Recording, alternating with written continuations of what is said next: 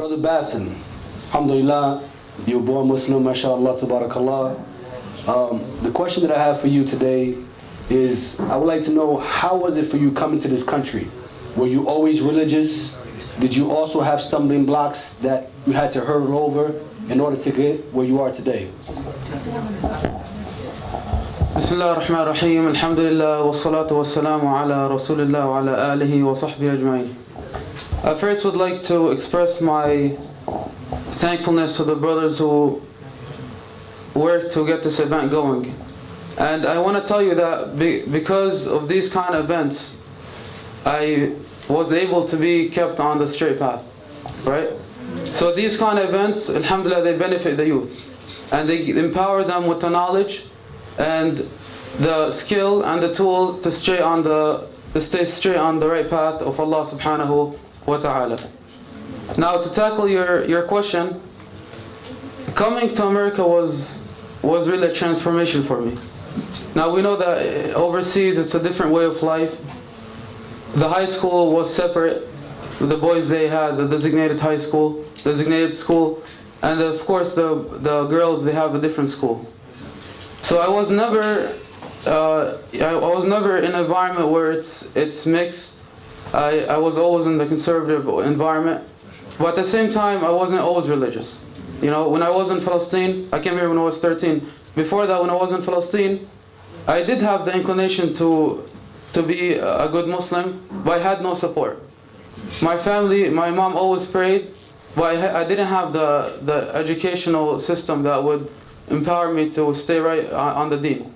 So I would go to the masjid sometimes in the blad, and I would love it. But because I have no support, I wasn't able to stay on it. I would go to the masjid and it's all old guys. You know, I don't see youth that you have in common with. So that kind of kept me back, and it drove me back from the masjid. And I always had the desire to memorize the book of Allah subhanahu wa ta'ala. And I remember myself, you know, picking up the Quran when I was like, 10 years old and trying to memorize the Quran. But I had no teacher and I had no guidance, so I would give up. So I hear that I have a cousin here that memorized the Quran, Ahmed. I'm sure you know him, brother. Ahmed, he memorized the Quran. And I look forward to come to America so I could learn the Quran the way he learned the Quran. So I come to America and, I'm looking forward to meet Ahmed. I meet him. I'm like, please introduce me to your Shaykh. I always had the ambition to memorize the book of Allah subhanahu wa ta'ala. So he introduced me to his Shaykh, and alhamdulillah I started going to the masjid and memorizing the Quran.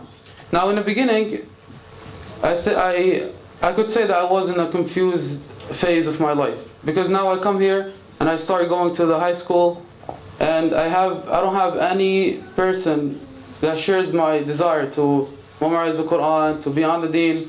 It's all, a bunch of kids just doing their thing, whether it's girls or smoking or just acting up, So I didn't have the crowd that would kind of, support me on what I'm doing.